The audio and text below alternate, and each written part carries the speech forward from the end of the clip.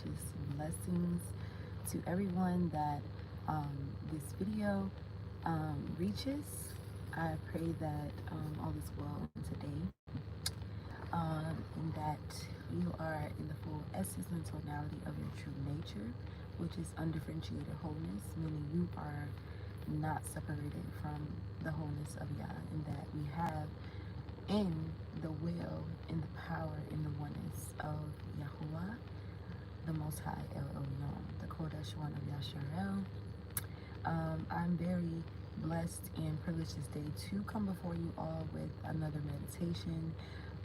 As you can see, the title is pretty captivating, if you will, and it's for a reason. And I know that you always can discern and perceive, when it comes to the titles, the depth or the principle or urgency in the message that is going forth is revealed in that. I feel like it's coupled and condensed within the titles that behold our subject matter, if you will. I'm going to give a few minutes to let someone enter into the room because this is a live chat. This live chat will be available after it is posted. It usually takes about 24 hours or a little bit over to give you access to the actual live chat, where you can click on the live chat and you can get any notes or simply lay eyes on and have the awareness of your family that is indeed scattered worldwide, that is on this walk, on this journey, pursuing the ways of the Most High and seeking to better themselves every day. So that will be available then. So yeah, let me grab my notebook. Let me get it open, rather. Definitely just in the presence of Yahuwah, listening intently for his direction and will in navigating this message today.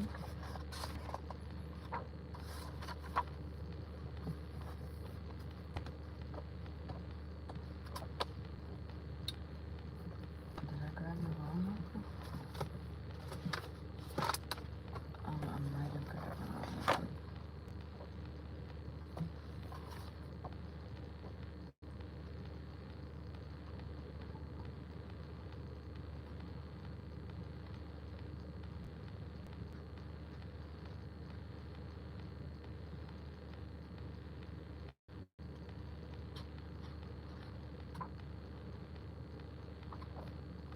Okay, so I grabbed the wrong notebook. I don't know if I have, is anyone in the chat? Ooh. Yeah, I grabbed the wrong notebook, but hallelujah, I'll listen to who made the Most High lead. So I want to talk about the beauty in submission. I want to talk about the fall and the rise of the Hebrew Israelite woman. And I want to talk about the power that we embody.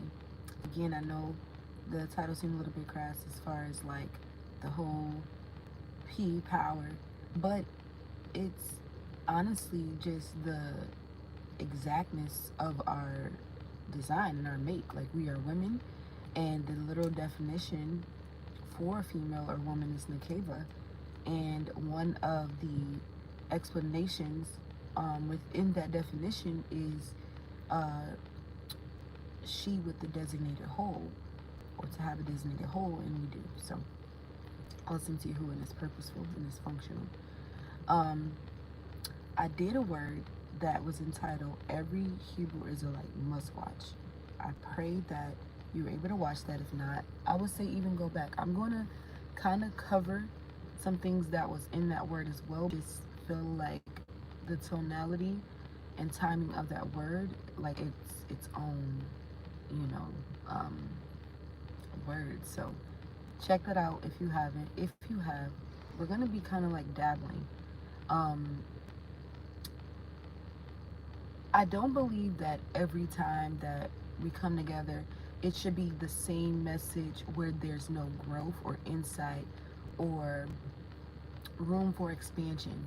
I feel like every time we come together, every time we fellowship, there should be something that you're learning or even if we went over it prior, that it is taking a deeper root within you and growing you more, right, towards Yah's will. For some of us, it may be actually a redemptive word where maybe we fallen short in areas or have slacked, and then that word pulled us up and, you know, rectified and renewed our walks with Yah. Like, that is the desire every time that we come together and we fellowship and we meditate with one another. Because honestly, we are in end times. It is the end of this age. The events, let's say, upon the arrival of Yahusha, prior to the arrival of Yahusha, are in chronological order. So that means that there are things that must happen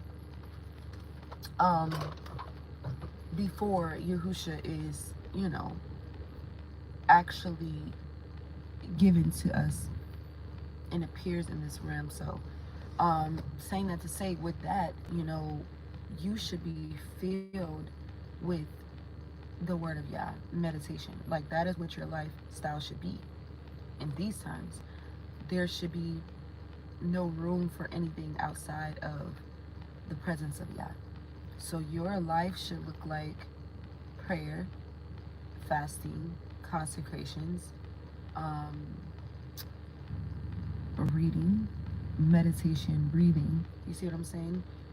In the presence of Yah, in Yah's works, right? So in his nature, in his elements, everything Yah, like, that's what it should be.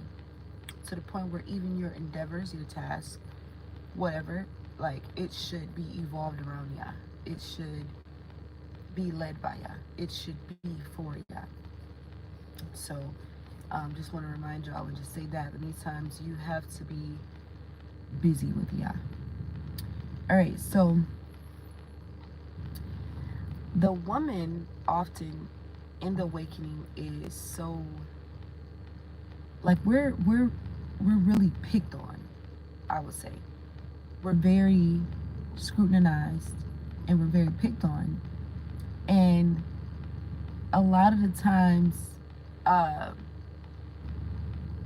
you know, belittled or like diminished. But I can't help but see our importance even in that, because if I'm, as a woman, so scrutinized, right, and like there's this effort and full-fledged like attention on how wicked I am as a woman, or how wicked we can be, or how Yah's spirit is not with us, or how we're just here to give the baby and clean the house and all of these things. Like, if there's that much attention and effort to convince us in the world of our non-importance, I feel like that exposes and reveals the importance that we bear as women. Because if I was so not important as it has been portrayed to be in this awakening as a woman, why is there so much emphasis and efforts to silence, to hide, right? To cover in the negative the female vessel? In the design of the female vessel is perfection, just like the man's design. And by the way, disclaimer, this word is no way, shape, and form to devalue the black man, the Hebrew Israelite man, to any of that. Like, this is not a feminist movement. This is the word and the meditation of Yah. I am simply explaining the design and function based off the explanation of the design and function that we can see in the Hebrew language and that we can see in the sacred text. So again, when you look at the words for woman or female, Hebraically, biblically, you're going to see Nekeva, which is the one with the designated hole, a fire-shaped supporting pillar. That is what you're going to see. And when you get that definition, you're going to have to break down or come to the revelation of what does these things mean, designated whole.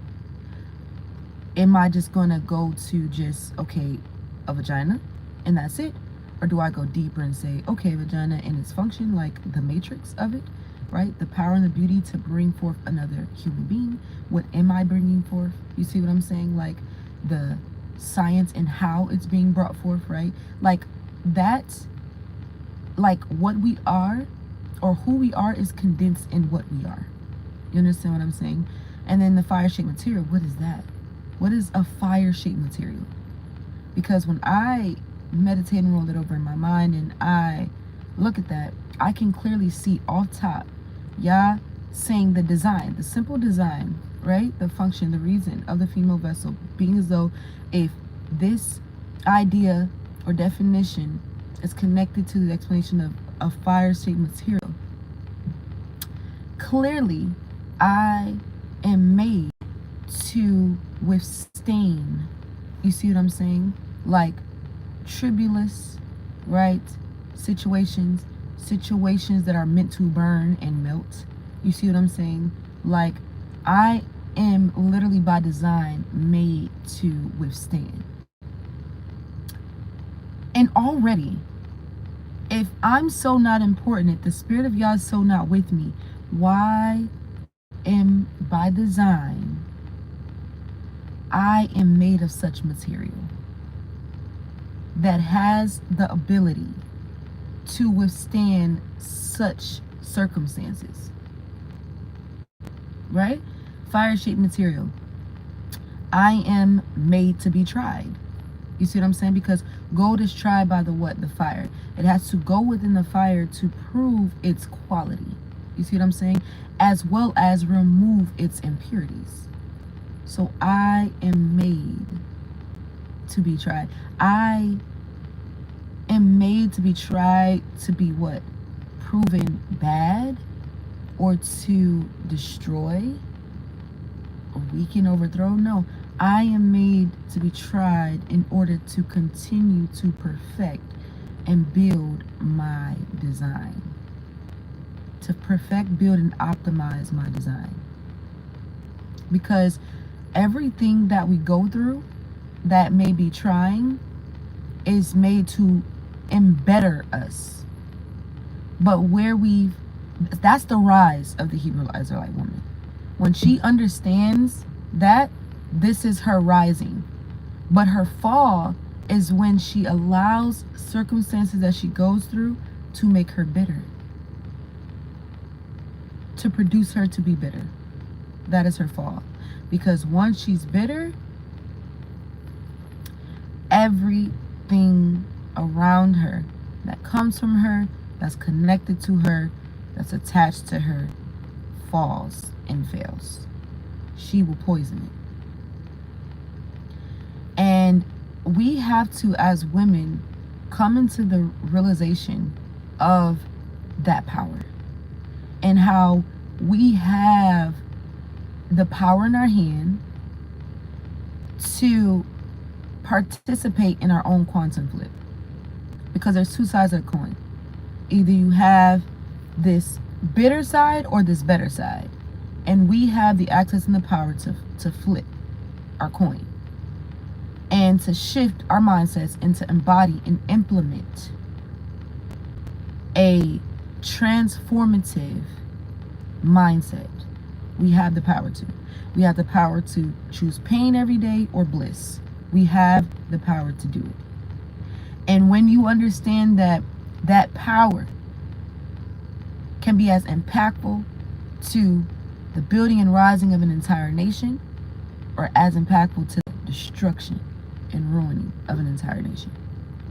Just by, if you are a woman with a home, right? You have a husband, you have children at that.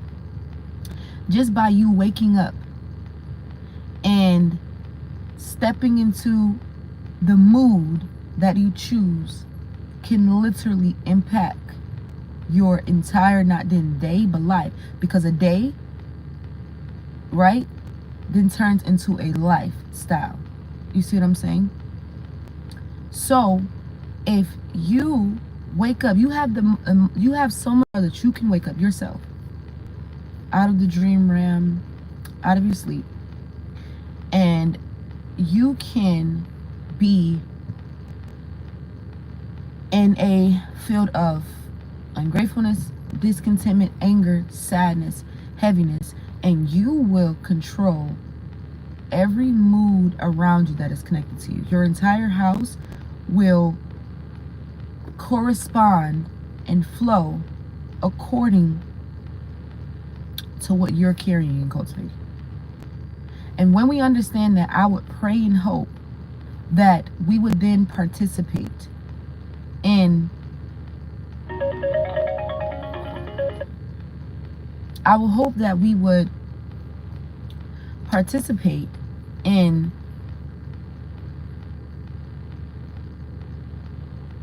agreeing with and supporting the will of Yah by having more temperance over ourselves, enough to know that we need to be influencing and impacting for the good of the nation. I want to be the peace in my home. You understand what I'm saying? I want to provide support and encouragement in my home so that the flow of my home is according to the will of Yah and is for the advancement of my family. So if I'm the glue, you get what I'm saying? If I set the precedence for that, then I want to make a conscious decision. You see what I'm saying? A conscious decision to support that will. And it takes a work. Of course, something can be easier said than done, but it's a need. And if you truly have an interest in Yah, if you truly love Yahuwah, then you will do it. You will be able to arise out of the funk and the lies and the deception and the ensnares and the entrapment to keep you down in a lower self, to keep you down in a vibration that is in accordance to the agenda of the powers of darkness, which is to use you to overthrow your entire family, right? Because every family, every clan makes up a tribe that then makes up a nation. So in order to destroy us as a whole, the enemy is hoping to, through you, topple into ruins everything. And when you understand that, and if you grow in a spiritual maturity to understand that, if you truly, again, love Yah and you're interested in Yahuwah, his heart, his will, you will say no more. No more to being a part of the objective of Hasatan. And a lot of us think that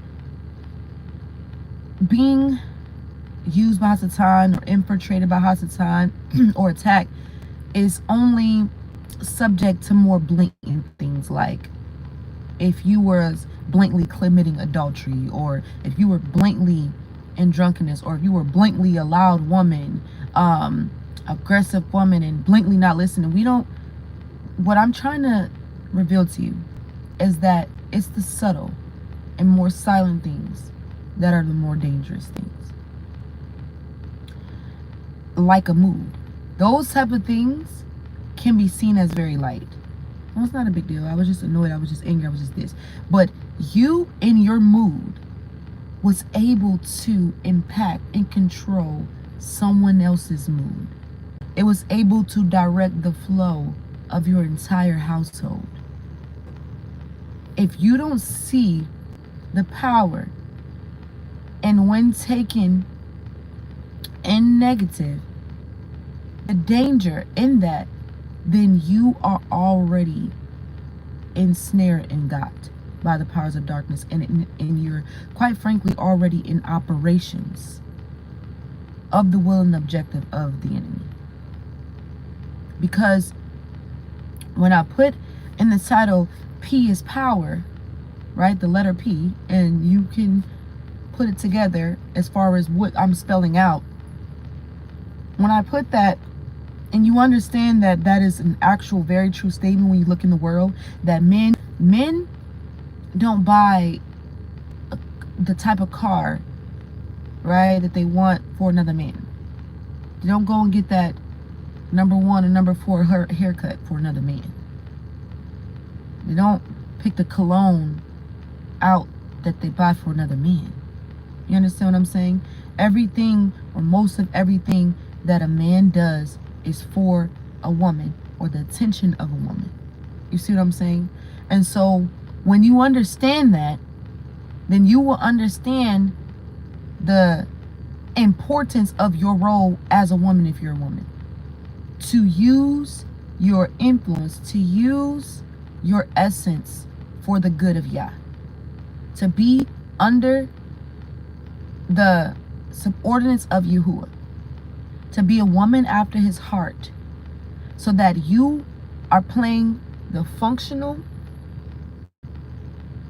proper, appropriate, Yali, good, holy, Kodesh role in his storyline that you are called, that you were made to play.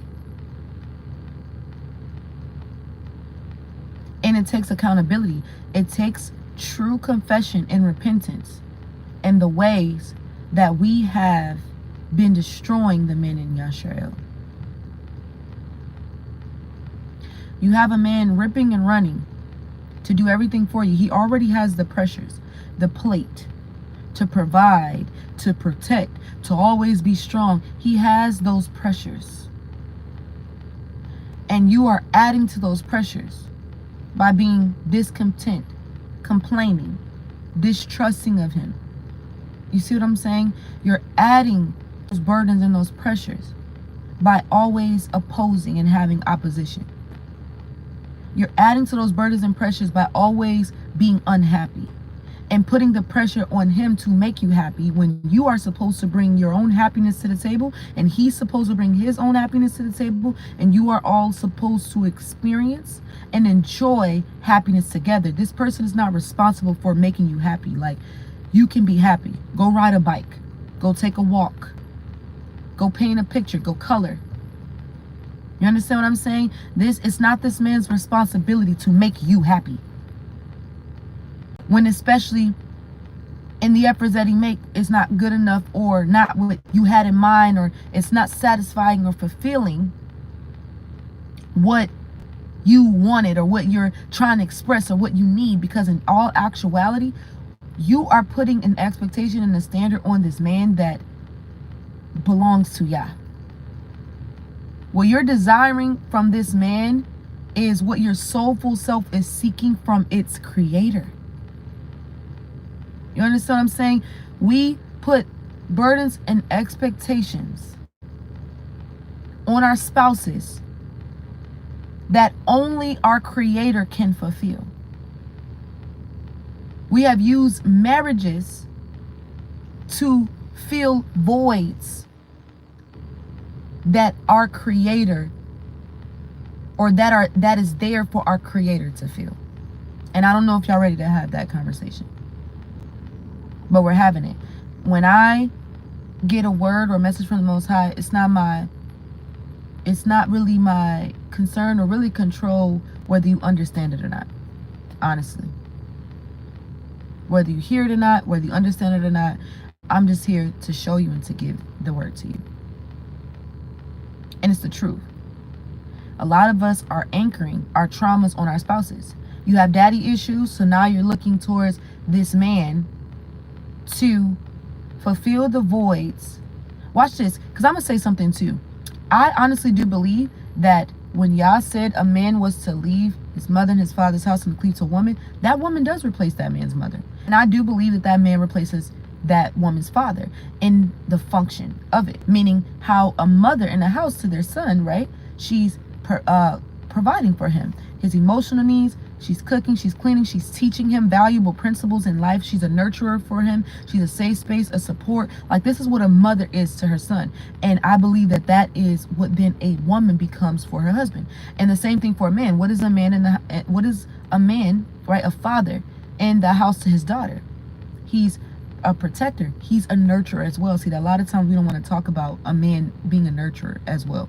But anyways, he's nurturing his daughter. He's teaching his daughter key principles. He's teaching her the value of her body. You see what I'm saying? He's dealing with understanding with her. He's all those things. So a man does, like, we are replacing, but we are not here as spouses to try to fill the void of the negative or the trauma that mother or that father caused in your life.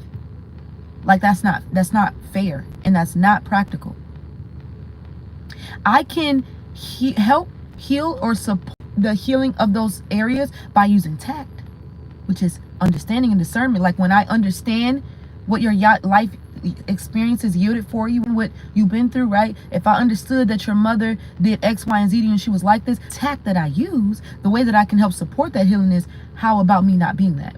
If I know your mother always belittled you and suppressed you and silenced your voice and coddled you, never gave you support and understanding that you can do this in life and be this in life and you didn't need people. If I understood that, then guess what I'm going to do? I'm going to be more supporting of your voice. I'm going to encourage you more to speak. I'm going to be more of a listening ear. And in doing those things is where the support is given. You get what I'm saying?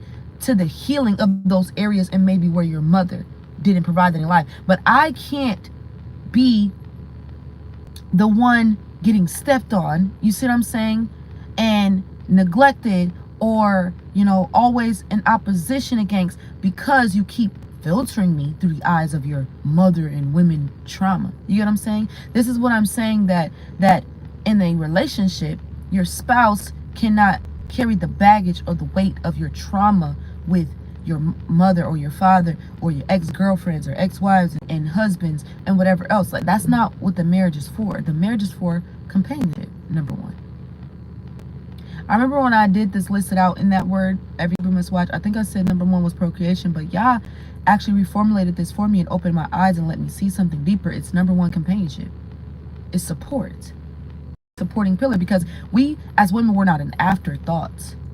You understand what I'm saying? It wasn't like, oh snap, I made men. Oh dang it, I forgot the woman. And we weren't an after. We are equal. We are made equal. And in our very design, as it helped meet the Azir Kenegbo, I'm here to edify, enhance, and increase. I'm here to grow everything. See what I'm saying? That is my design. And by design, I'm perfect. Because when we're supposed to see something and see how we can embetter it. How we can embetter this man in his function, his design, and his assignment with God. That's why we were given in the garden. We were there to see how we embetter and improve it. That is what a help is. A help me is. And by design, that's good. Like, the design and function of it is perfect. How we took it in, like, we have taken that function in negativity. So now you see, like, I was seeing a teacher talk about this, like how we do it, like, for example, in assemblies or congregations.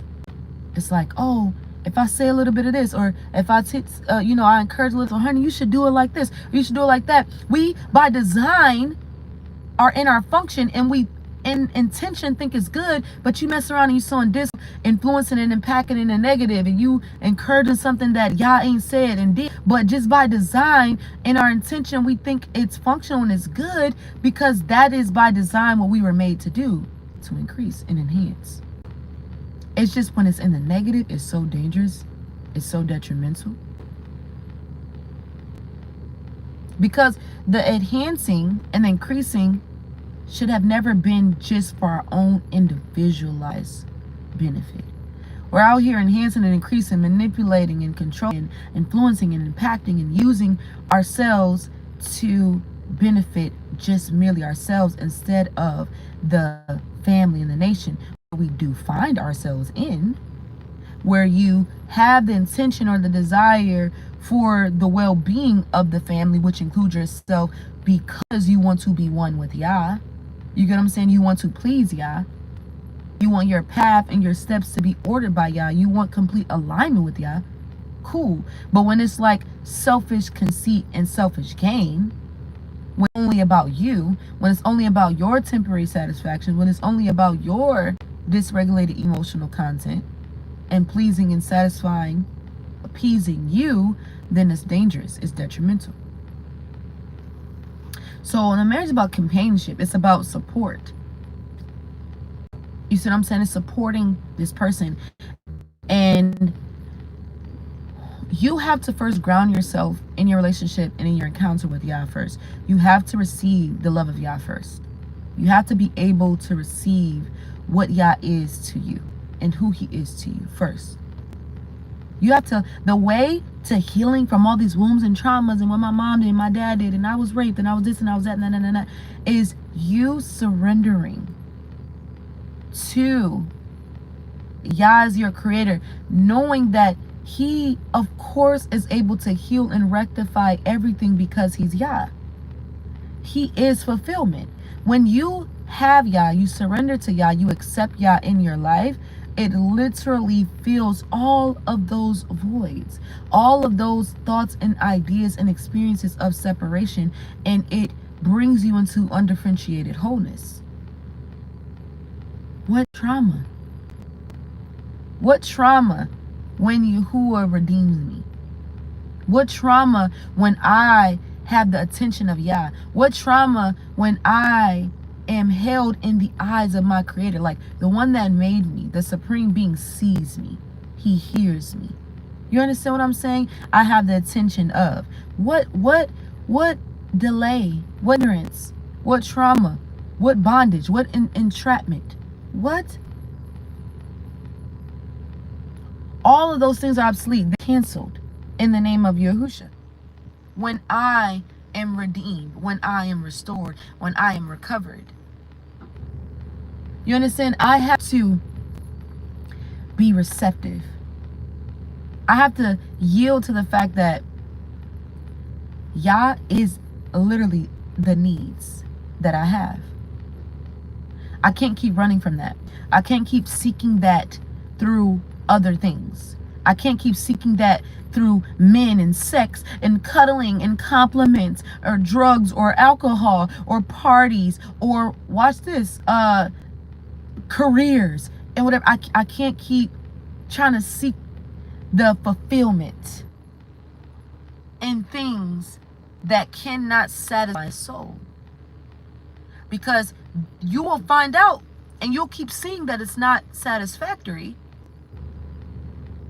When your promotion, still not enough. You thought that promotion, you was working so hard for this promotion and you thought got it, like there will be bliss and happiness and that's it. And then you find out that that's not enough. There's now this problem you have to deal with, or now I want the chair seat, or now I want, like, you're going to find that these things will never complete you like Yah completes you.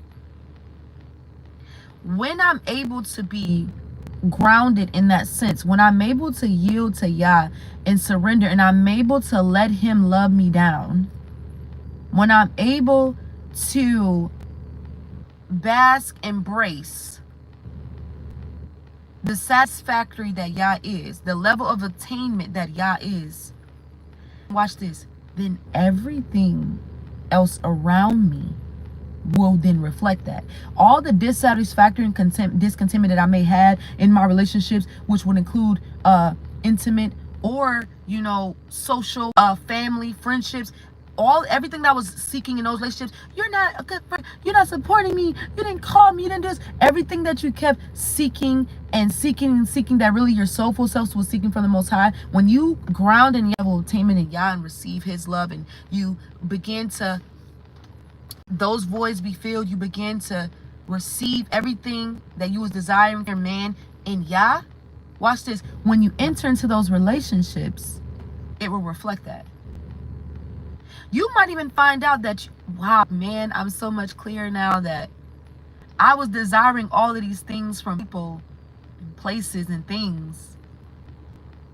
And I realized I wouldn't have even been able to receive it. As a matter of fact, you might even go a step further and see, like, man, all of that stuff was already there. Like these things and people, all of it, it was happening, these things, but I couldn't even see it or receive it because I was in so much of that discontentment, that, or unreception rather. I wasn't even vibrationally in a place to match or meet the things that I was wanting.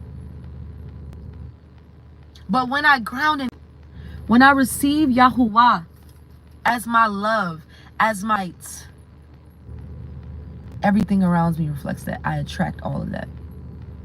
I'm able to receive it now. I'm able to see how I can not only have it, but I had it. I'm more gracious and graceful to people and merciful and loving, because I'm like, you know what? I'm putting this pressure and this bond on you and these expectations, and I'm desiring X, Y, and to you, and I'm holding over your head when I'm like, you don't even have the capacity to give that to me. And so I can show you grace in this area. Like, you know what, babe? You didn't pay attention to me. You didn't see that this was my need, But I'm not going to sleep mad on that. I'm not holding that over your head. I'm not holding it even to your person. I'm able to show you grace. I probably don't even have to mention certain things because Yah feels me. And I don't have to put bonds and pressures. I don't have to put expectation. I don't have to seek things from you that I have in Yah. I'm here to bring to the table my encounter with Yah, and you're here to bring to the table your encounter with Yah, and we are here to experience and enjoy that together. Not you're bringing and bringing and bringing, and I'm just sitting around like, serve me. I have to servitude. I have to be willing to serve. Because that's what we're in our design anyways as women. We're here to serve. Because in our design, in our make, we actually have the ability to do so. We're nurturers by nature. I'm not saying that doesn't make a man of nature. I'm saying by nature. I'll say in your dominant or prominent aspect, right? It's your ability to nurture. And when we understood that submission is not just to, yes, sir, want to be quiet. Because a lot of women think that. A lot of women actually not only think that, but they agree to it because of somebody else's previously held idea and somebody cultivating their emotional content and this awakening where they think like, yeah, like I'm being better. I'm showing that I'm more better and I'm more precious. I'm more girly or more woman because I don't speak at all. And it's like, well, honey, you're actually supposed to be a counsel. You should actually have the wisdom of Yah lay the foundation with you to be able to counsel your man. You understand what I'm saying? To be able to grow and add and multiply his talents. You understand what I'm saying? To be a place of rest where he can put down his armor and release, and you hold that space for him, and you be able to lead him in the right direction. You see what I'm saying? You should be able to encourage him and support his decisions. Like, you should have something to add. You should not, I'm just mute and that makes me prettier. That's not what that submission is. You're actually still on the danger spectrum. You're actually on the bitter spectrum of the flip of the coin, like, because you're now not even adding to this man. You could even now see something, and because of, for the sake of peace or me being proven as the quiet woman, I'm not saying anything, and that's gonna make me good in the eyes of Yah. Like, no, you actually allowed this man to go towards the fire. You allowed his destruction. You allowed him to struggle with a decision or with a direction or with an idea, and you didn't help. Doesn't make you better. But the beauty in submission, what I've learned is, okay, because submission is the idea to subdue one's might. So when I look at submission or being submitted to my husband, I look at my might, the power that I have, coming into an enjoyment, an alliance with his power. You see what I'm saying? That, like, that's how I view it. It's my might coming into an alliance with his might. And alliance, because think about an alliance.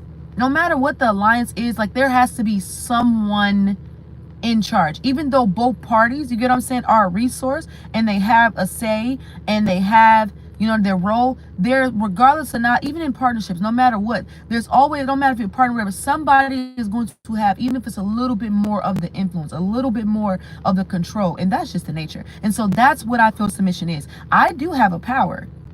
You get what I'm saying? I am an asset. I do have something to add. And in some areas in the partnership, I may be or have the dominance or the lead because of just skill's sake. You get what I'm saying? Just because of what I had, right? And obviously you have that as well. But however, you have a little bit more of that control. You get what I'm saying? You have a little bit more of that say. You probably are the one that it finally goes through. Like, if you look at it in that idea, like I view the idea of a marriage or a partnership and submission at. That's what I see it as. And I realize the power in my support. The power in my compliment. I compliment my husband.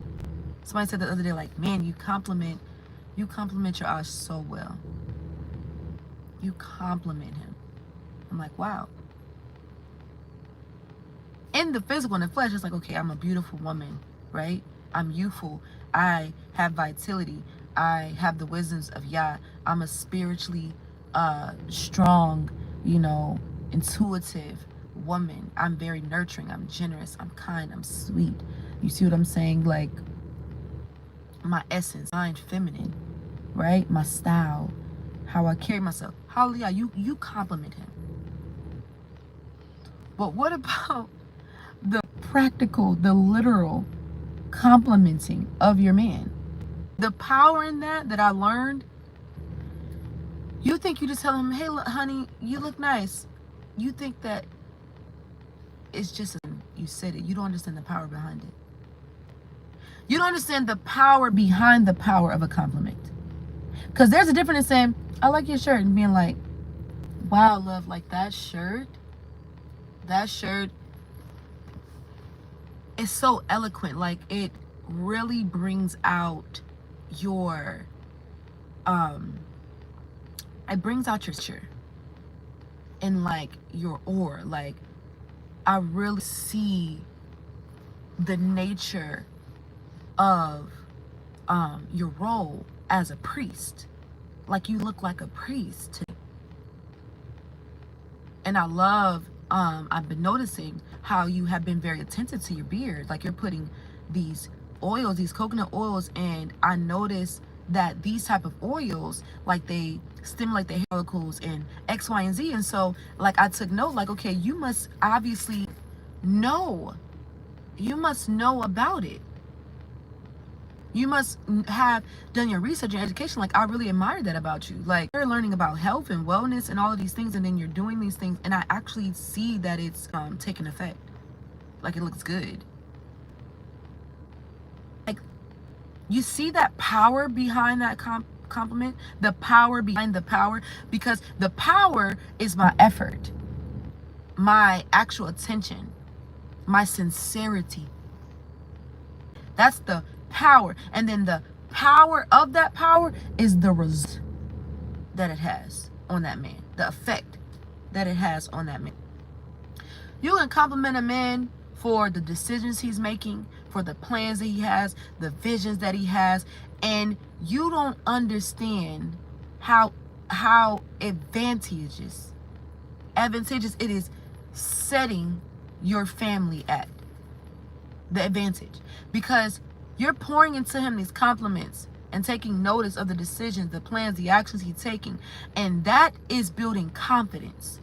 And that confidence is going to steer that man to drive your family places that you've never seen. And every place and state of elevation that y'all get to is going to cause and create for another level of advancement in every season.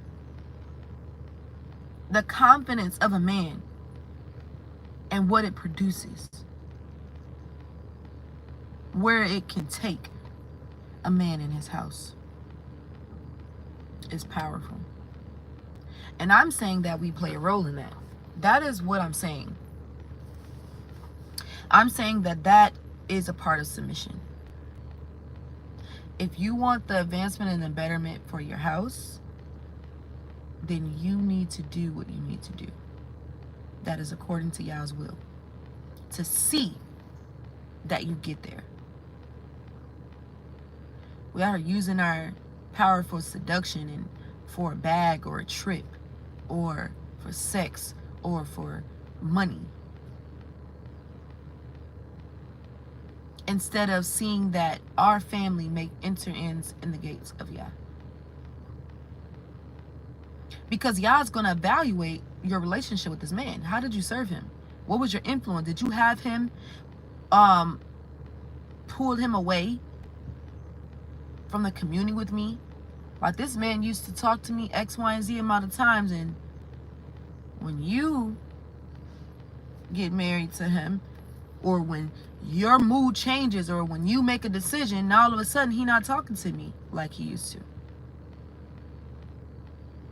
When your mood is down, when you choose this day unforgiveness and anger and impatience and dissatisfaction and discontentment, when you chose this morning, this day, now all of a sudden he can't focus in his fast. He can't do his tasks. He can't do his assignments. So y'all is going to evaluate that and say, okay, this is the ball game you want to play, to where you're interfering with me. Is that really what we want to do? We want to really go against y'all. Do you even think that you can go head up with y'all? I said earlier that men do all things for this woman. Yeah, because that is by the power of Yah, the intent of Yah, that he made a man look towards a woman in that way. Because you are part of Yah's plan as a woman. You were made according to Yah's plan to keep this man connected to him. You see what I'm saying? So then he made within this man a heart to cleave towards you and to look towards you. Now, if you go and make this man serve you above him, above Yah, you're a threat. You're a threat. And what I learned is that men are neutralizers, women are stabilizers. I had got clarity between last night and this morning. Men are neutralizers, women are stabilizers. The man, he covers, he counteracts, he poses, he, right, dissembles a threat. He can curate or restore a healthy environment, circumstance, balance. Like something that was poisoned or threatened or corrupted, a man can come and not only annihilate the threat or the problem, you see what I'm saying? But in that, create the proper environment again. In him removing the threat, it obviously, right, provides safety. And what I mean is, it's like how Satan seeks to steal, kill, and destroy. He constantly goes to the woman to attack and all these things. And the man, as a neutralizer, he sees that threat through tact, through understanding of that. And he is able to bring her into truth, to bring her into the actuality every time. As she's the tender vessel, he's able to bring her into actuality. He's able to remove the threat against our faith. By him having faith and being a firm believer. By him loving Yah with everything in him. You see what I'm saying? By him holding firm, so when she, as a tender vessel, as a fragile vessel, right, goes through certain things, he's able, as the tent pole, to come and to neutralize. That's why we have to surrender and submit and show trust towards our leadership, towards our men, because you're not even receiving, like, per your design, what you need. Like, you literally need, as a woman, you need a covering. Like, you need help. You were made to live a soft and peaceful life, but we're out here being headstrong and independent and haughty, when that's not even how you were designed to be. You literally need to, like, surrender to your needs. I mean, it's a need. It's not a burden. You're not being stumped over and suppressed. Like, you're supposed to be surrendering to, if you actually have a man of Yah, you're supposed to be surrendering to your needs. Like, this is something you want. This is something that your soul actually requires.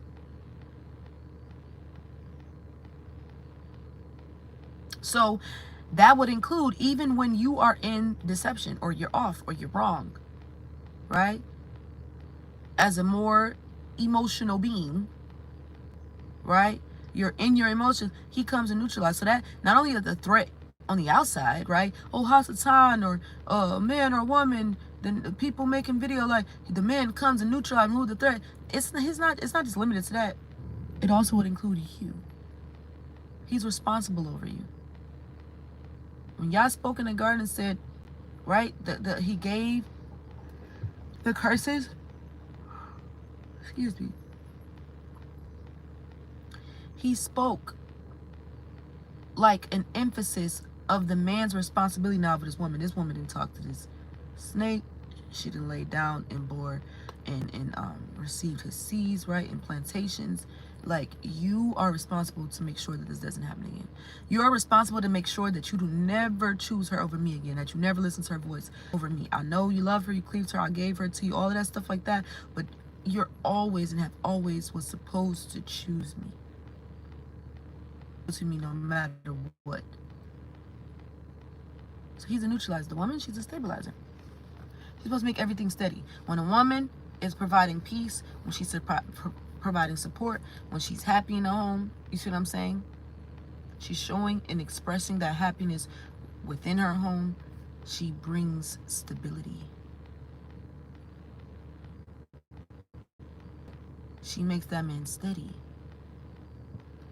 He can take on all his tasks and his responsibilities as leader of the house. He can have confidence and courage in the amount of time that he spends with Yah and has to seek Yah to lead his household. You see what I'm saying? Because he has the support. He's stable because he looks out at his house and he sees his house is happy with him. His house is content with him. His house supports him.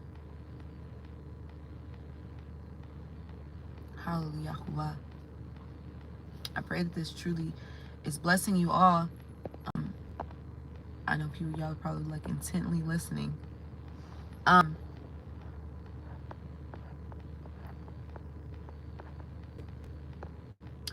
get some feedback. Talk to me in the chat about everything that's been said, because something that is very important to understand is that the Gentile reign is almost over.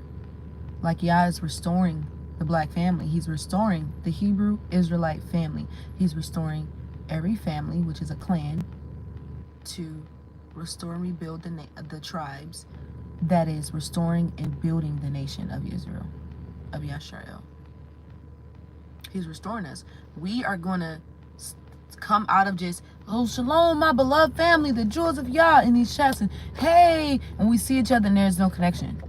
For real. Like, you're not really looking at me as your family, like a tribe. You only really care about your biological, quote unquote, right? Your intermediate family. But what about the fact that your intermediate family, but what about the fact that we do come from the same fathers? Like, we're supposed to be strong, a strong firewall. Like, I should, in every state that I go, I should be able to have a place to stay. Like, that's how our nation should be. You understand what I'm saying? If everybody would truly, like, do the hard work, like if everybody would truly die to themselves and do the work, because it's a work, it's a strong, heavy, diligent, committed work. Like, you have to really get these ways out of you that has been programmed.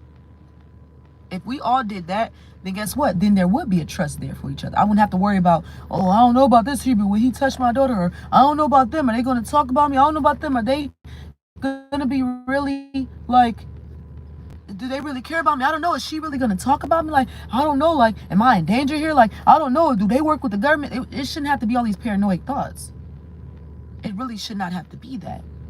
It should not be this distrust. Like, there should be integrity. It should be like the days of, oh, when somebody passed through the town, we could house them. We would feed them. We would deal with them in integrity.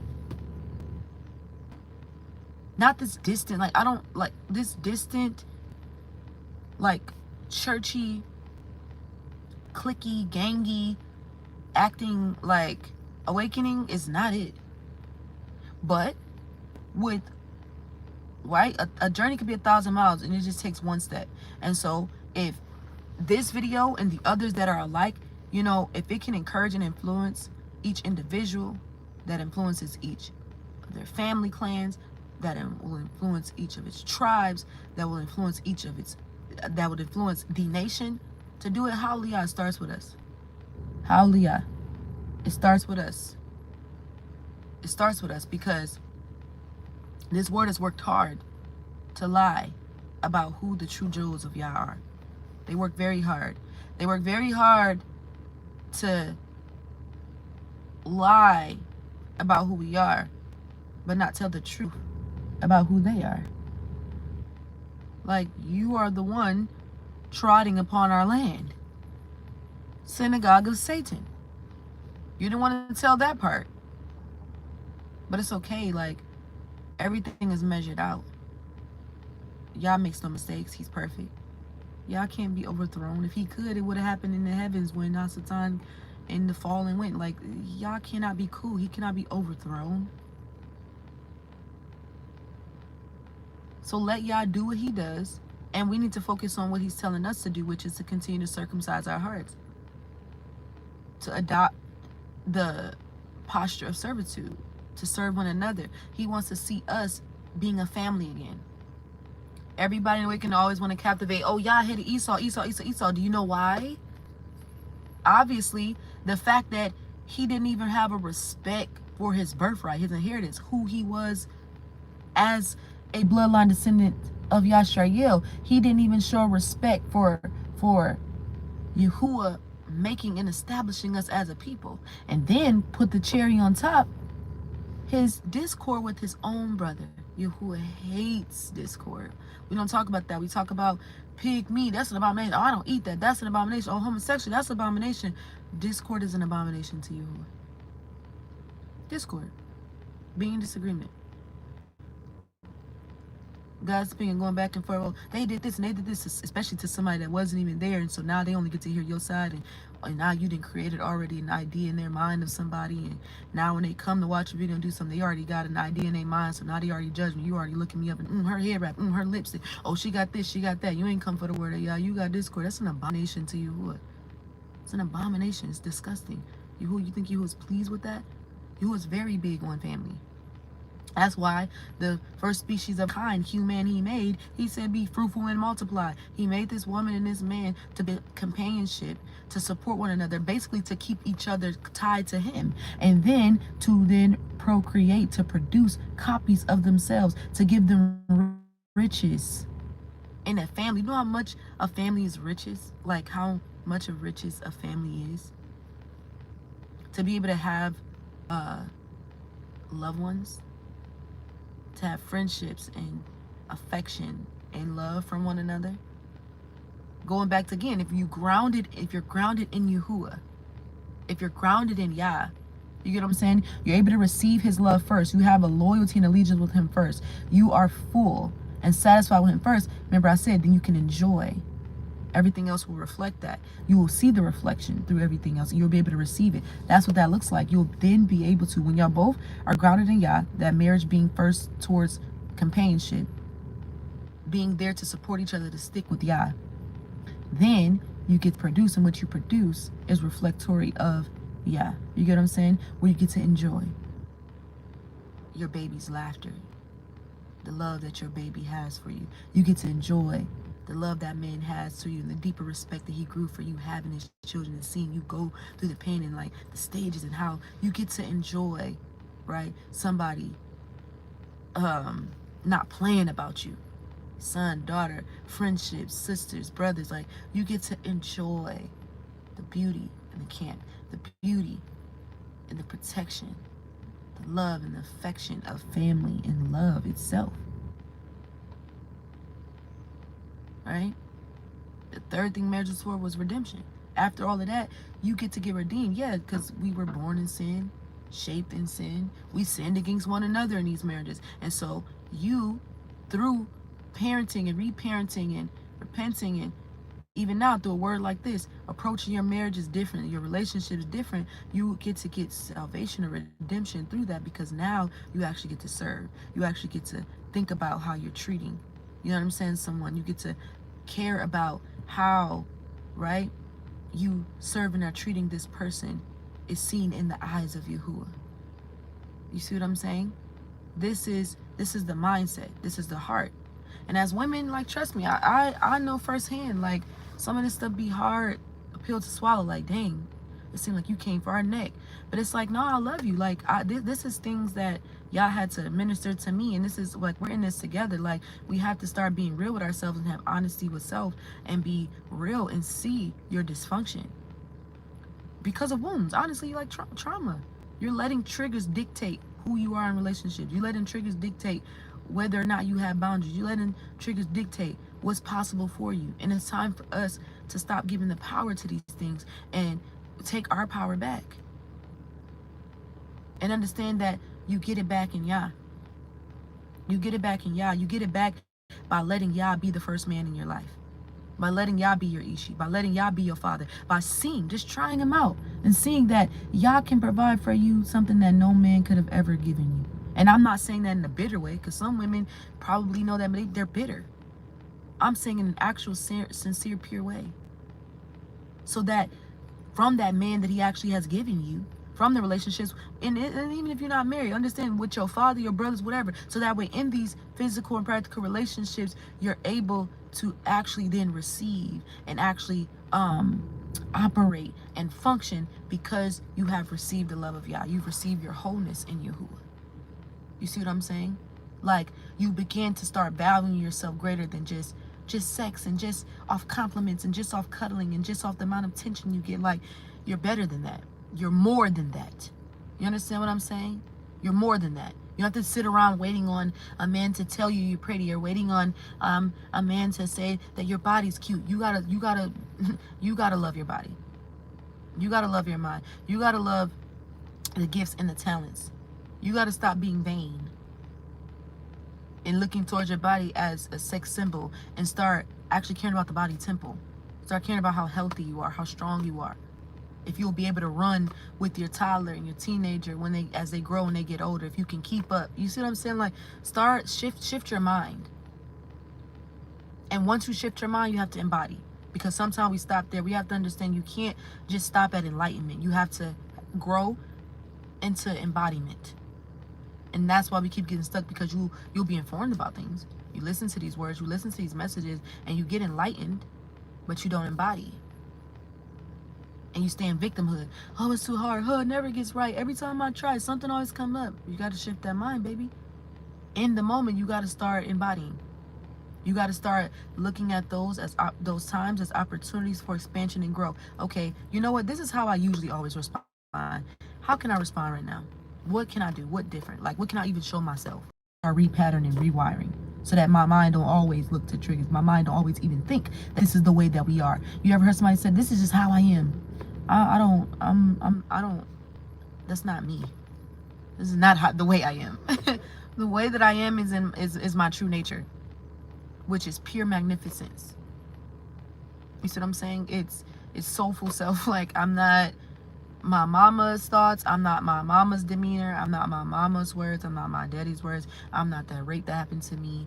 I'm not that mistake that I made in the truth. I'm not that falsehood, inception, witchcraft operator. I'm not none of that. Like, what I truly am, right? I'm a woman of Yah. I'm Yali.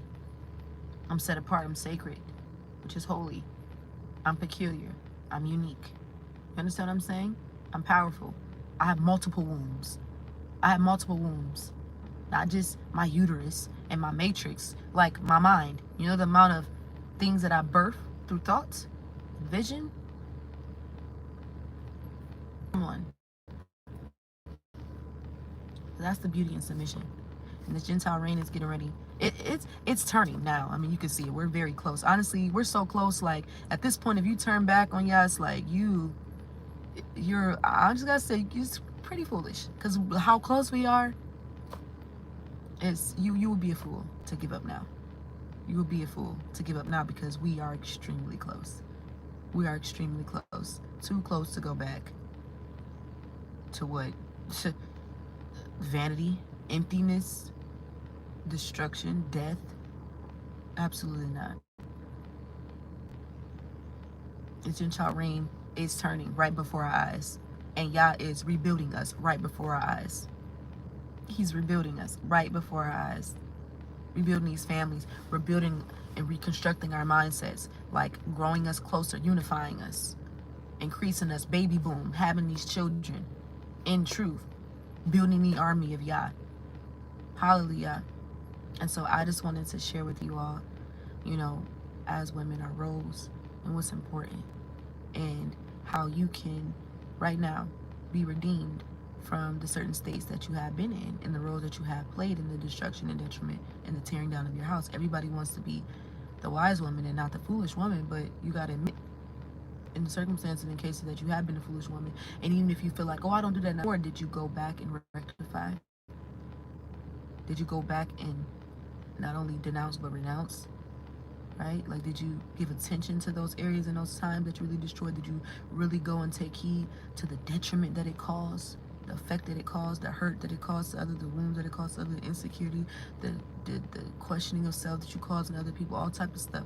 Like, did you go and really like restore? Right? Like, did you do that? Because it's necessary. And we have to see the beauty in submission because it's our support. It's our support.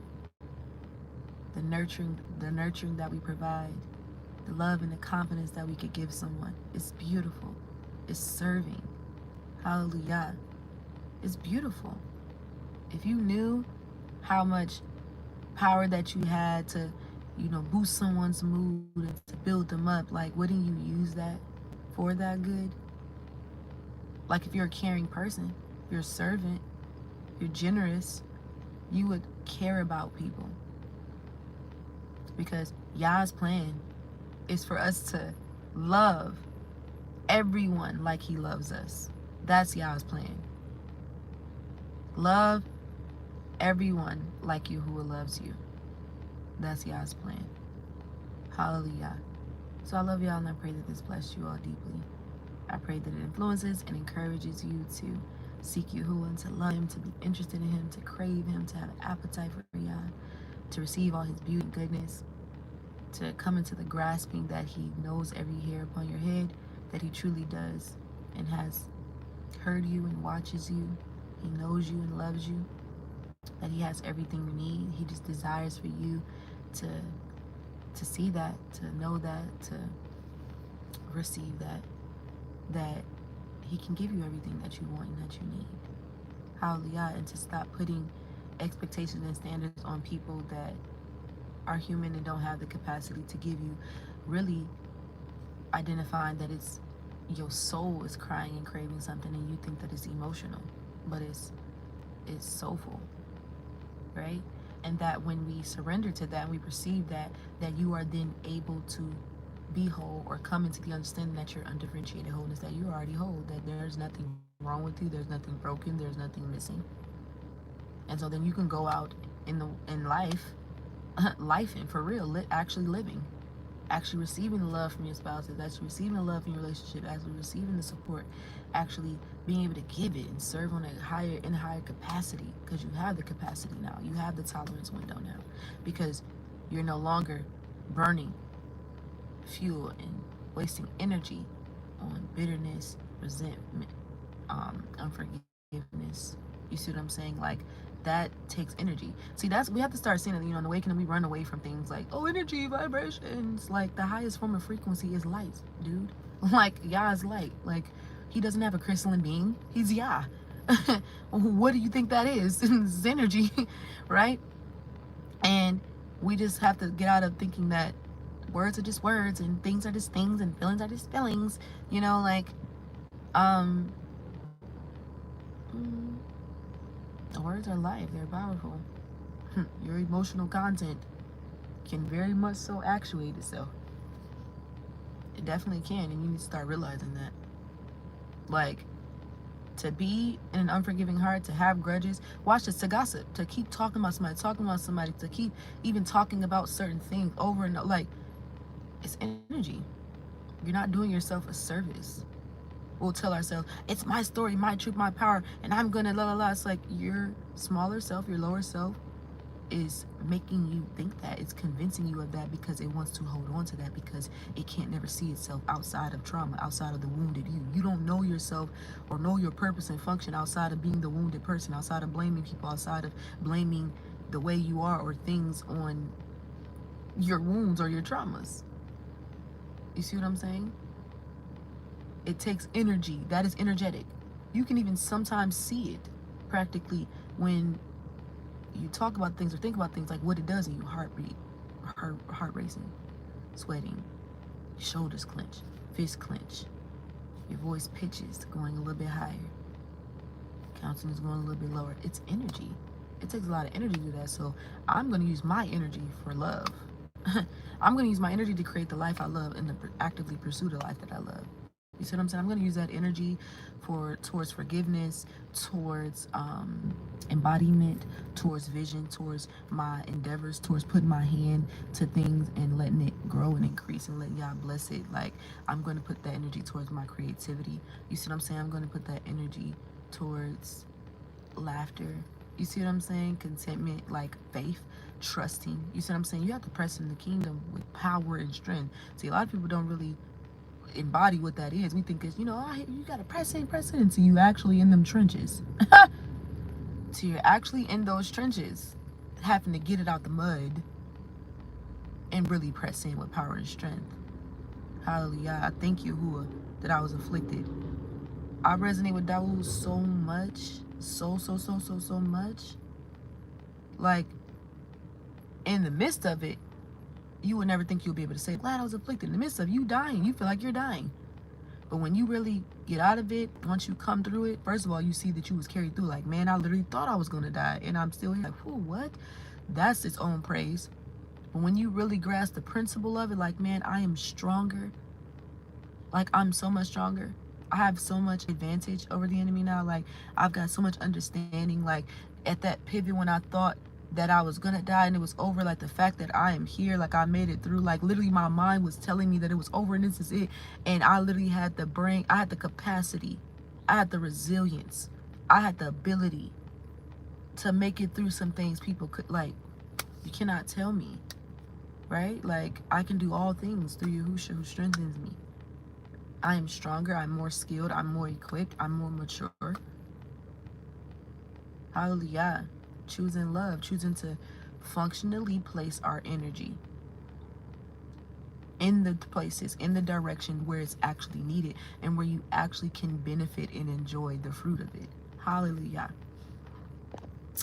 Hallelujah. Hallelujah. All esteem to you, who I love y'all, Mishpaka.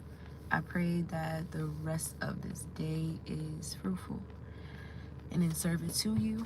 I send the peace of Yahushua to all of you, the love of Yah to all of you, Todah for all of y'all prayers, Todah Rabbah for the emails, the love, Todah Rabbah for the support.